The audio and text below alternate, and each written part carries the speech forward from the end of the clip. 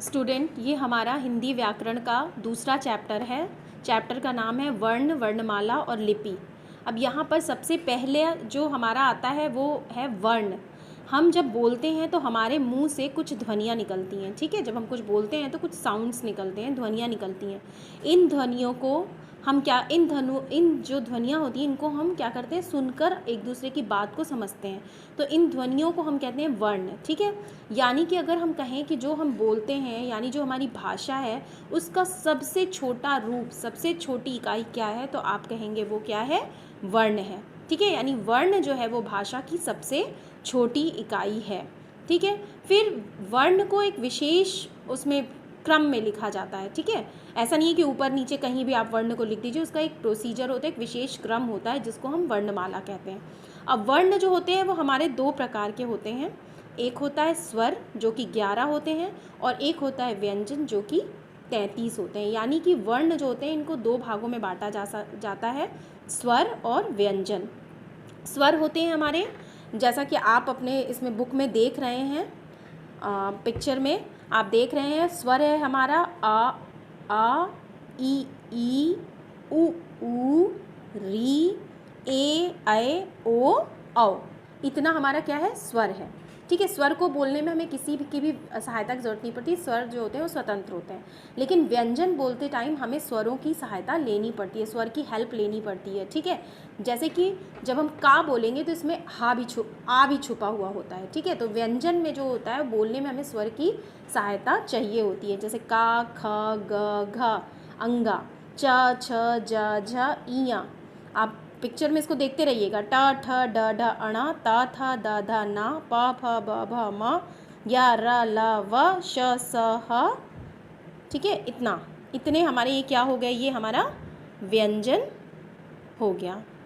अब देखिए next page में हम क्या देख रहे हैं, हमारा एक और प्रकार है जिसको हम कहते हैं संयुक्ताक्षर, ठीक है। क्या कहते हैं, संयुक्ताक्षर।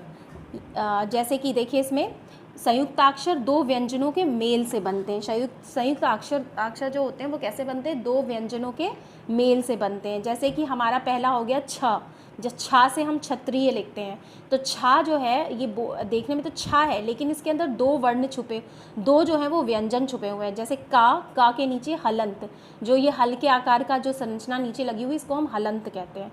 तो ये का के नीचे हलंत और शा ये मिलके छा बनाता है। उसी तरीके से ता और ता के नीचे हलंत और रा मिलके त्रा बनाता है, जैसे कि त्रिशूल हो गया। फिर ज्ञा कैसे बनाता है, ज्ञानी वाला ज्ञा, जा के नीचे हलंत और री, ज्ञानी, ठीक है। इस तरीके से ये वर्ड हो गए जिनको हम कहते हैं संयुक्ताक्षर। संयुक्ताक्षर के कुछ एग्जाम्पल्स यहाँ नीचे दिए हुए हैं, जैसे मक्खी, मच्छर, है ना। इस तरीके के कुछ एग्जाम्पल्स आप नीचे देख सकते हैं, ठीक है। अब इसके बाद जो इसके पहले वाला पेज था उसमें एक चीज़ और थी, आयोग व, ठीक है। व्यंजन स्वर में ही एक चीज़ और थी, 11 स्वरों के अलावा हमारे व्यंजन आयोग व्याह भी होते हैं, आ और अहा, ठीक है। आ में अंग की बिंदी और अहा, इसको हम कहते हैं अनुस्वर और विसर्ग, ठीक है। जैसे कि अंग की बिंदी जो लगी, जैसे बंदर हो गया, है ना, अंदर हो गया, इस सब में अंग की बिंदी लगी होती है, ठीक है। तो ये हमारा जो हो गए वो अनुस्वर हो गए। फिर जब साइड में जो बिंदी होती है उसको हम कहते हैं विसर्ग, ठीक है। जैसा कि आप आयोग वाह में देखिए, ये इसके पहले वाले जो पेज नंबर 10 है उसमें देखिए आयोग वाह में साइड में बिंदी लगी हुई है, जैसे कि फॉर एग्जाम्पल हो गया जैसे प्रातः, ठीक है, साइड में लगी हुई है, ये हमारा हो गया एग्जाम्पल।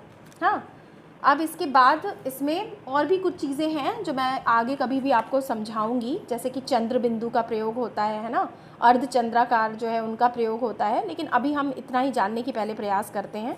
फिर ध्वनियों को लिखने की जो विधि होती है उसको हम कहते हैं लिपि। ध्वनियों की जो लिखने की विधि होती है इसको हम कहते हैं लिपि, यानी जो हम कॉपी पर लिखते हैं।